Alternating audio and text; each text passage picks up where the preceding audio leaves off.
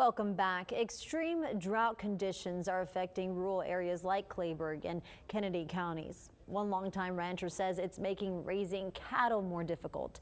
3 News spoke with that rancher who has watched over thousands of acres in that area for more than 7 decades. He spoke with our Brandon Schaff about how this year's drought compares to some of the worst he's ever seen. Not bad compared to 2011 and 12 and 13. I was this close to selling all my cows in 2012. So in that time span, you almost had to completely stop doing what you're doing. Well, just right there, just then. So this is one of the things you fix it so you're not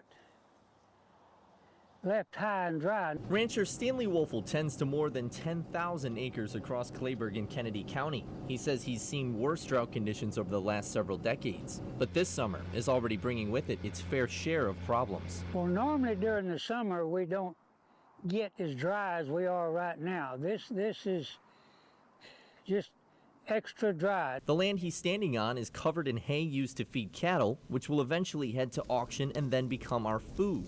But without enough rain, that process gets disrupted. And if you get an inch and a half of rain every 2 or 3 or 4 or 5 weeks, it won't be this dry, it'll be green. Now this is one of the hay bales that Stanley creates with his tractor on all of his property here. And he says that on a year that's not as affected by droughts, in this area alone, there's not just 1 hay bale, not 2, not 3, but 4. But not this year. We try to feed as little as possible because you can't make very much money raising cattle and buying hay to feed them.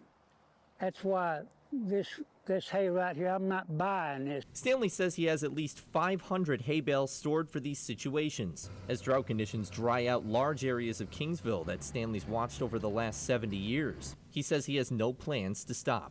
Because I love it, I like it. Driving this tractor and baling this hay, I'd rather be doing this than sitting in front of the television watching a ball game. Brandon Schaff, 3 News. It's a hard job, especially